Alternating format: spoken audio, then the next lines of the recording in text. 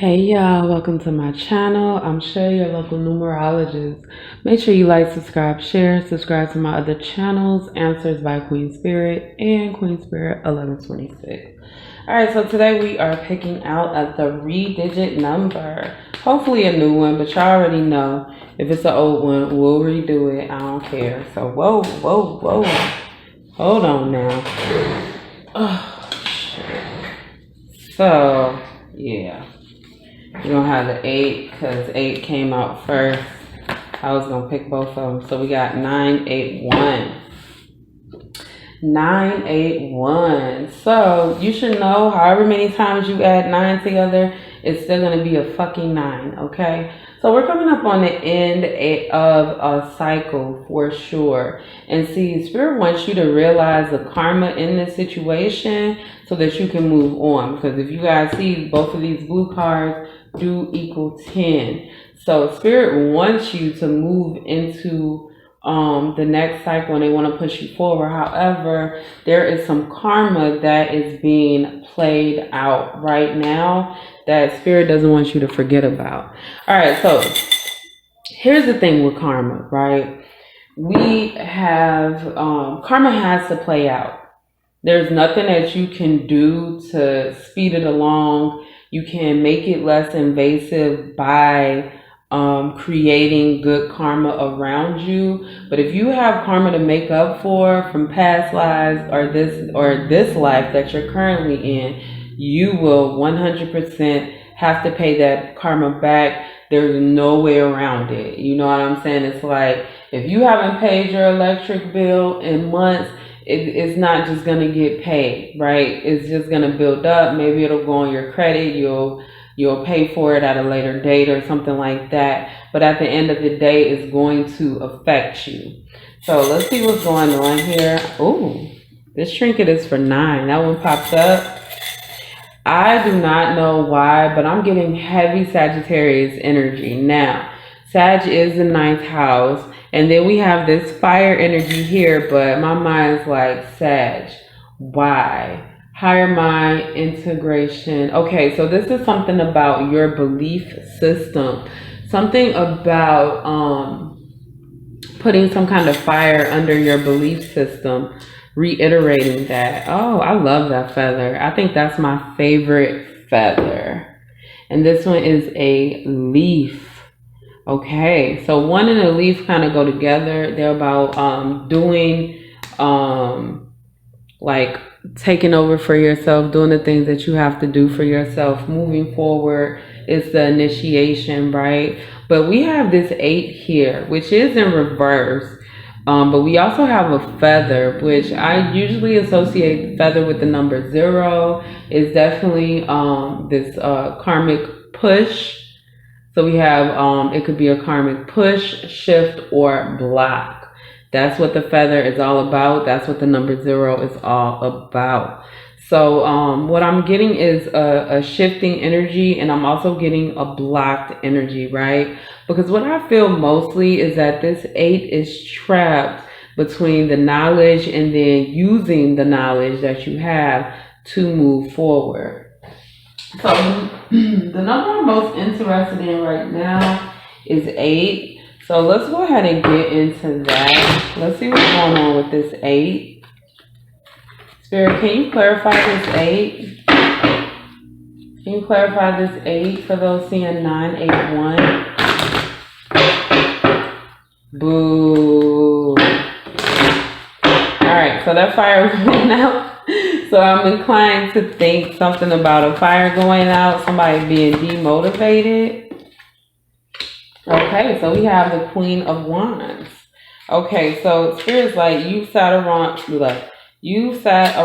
for too long, and it's time to use your knowledge to get this energy back to where it's supposed to be. Go ahead and light up now, honey. There we go. You spent too long trying to get this energy to where it needs to be.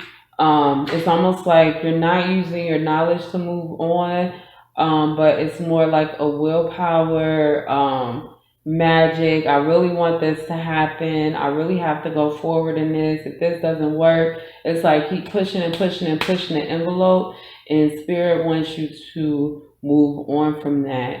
Spirit wants you to use your energy to manifest something that's actually going to work for you and be good for you. So we got Two of Pentacles over here showing up on the 9. That flipped over, I don't know when. But Two of Pentacles is showing up on the 9. So the Two of Pentacles is that juggling energy. It can mean debt. So here I get kind of like a spiritual debt, right? Because this is giving me the motherfucking Sag energy. Just like this one is giving me Aries energy. There's a lot of fire here. Queen of Wands is also in Aries. But anyway, there's this energy of losing control or not being in control, or using your control for the wrong things. Okay, so let's see what's going on with this one. Okay, so we have Knight of Wands. Okay, so the Knight of Wands likes to be the savior. The Knight of Wands is a fixer. Really kind of like unconsciously a fixer, but the Knight of Wands goes in head first, headstrong, and really doesn't pay attention to what they really need to do. Again, Knight of Wands is Sag energy. I'm just saying, y'all, this is Capricorn, if you were wondering. But I am getting that with this energy that you guys ran in head first over something that you thought you could control. Okay, it's a manipulative energy. You know, and it could be you trying to manipulate somebody or somebody trying to manipulate you in order to save them from something. And by save them from something, y'all, I don't know what this person is trying to do. Save them from their own karma. You guys have used your magic, your energy, your intention to save somebody from their own karma. And that's crazy. I don't know if I should share this, but I'm going to share it anyway. Spirit says share it. So the other day I saw the angel of death. And to me, whenever I see the angel of death, somebody's going to die. It's just as simple as that. There's nowhere else. So me being me, I'm just like, well, I don't want this person to die, or I don't want this person to die. And Spirit's looking at me like, girl, you don't choose who lives and who dies. That's not part of your powers, abilities, gifts. You don't get to make that fucking decision. So why are you acting like you do? Like there could be some kind of conversation that could keep whoever this is, you know, alive, breathing, whatever. And that's the energy that I'm feeling here. You are in a very like you're very idealistic, right? And it's almost this energy of you want this to happen. Yeah, this is distracting, right? Because this is the address to like my closest grocery store, 981. And so I can't help but to think that you guys went into something and you're like, oh, I have all these options. I could do this, I could do that, I could do this, I could do that. And it's almost like you're running out of money now. Like you're running out of time now. You're running out of energy now. You have too many things in your cart and you just can't pay for it all. And if you could pay for it all, it's all not fitting in your car or it's all not fitting in your refrigerator. So you're going to have to rethink some things. Man, I always say this. Real heroes save themselves. They're not waiting around for somebody else to do something for them. But when you're in the energy of dealing with somebody who wants you to save them, you're always going to be chasing your tail. Because somebody who requires a savior is always going to be like, oh yeah, well if I do this and this person will get me out of it, and you're going to be on the list of saviors, okay? So I really need you to back out of this energy completely, because what you've been doing is attaching their karma to you, right? And I speak about this all the time.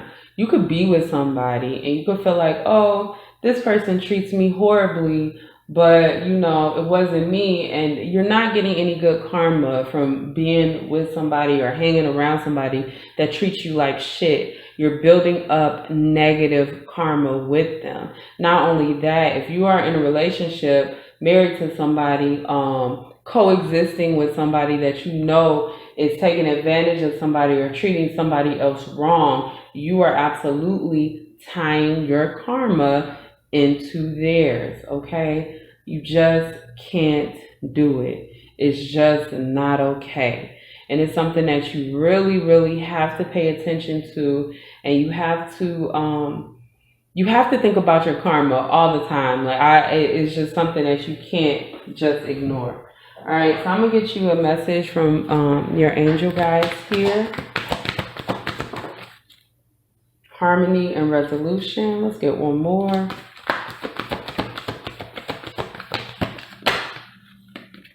What is this? Sacred plan.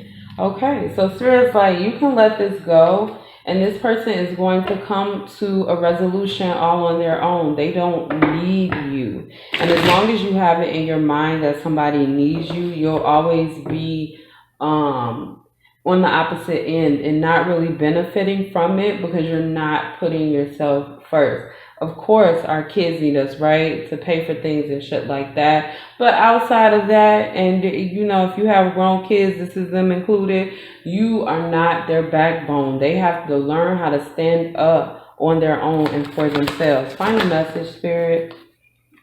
Final message from those seeing 981. Ooh, honey. Okay. Let's see what this message from fire. Message from fire.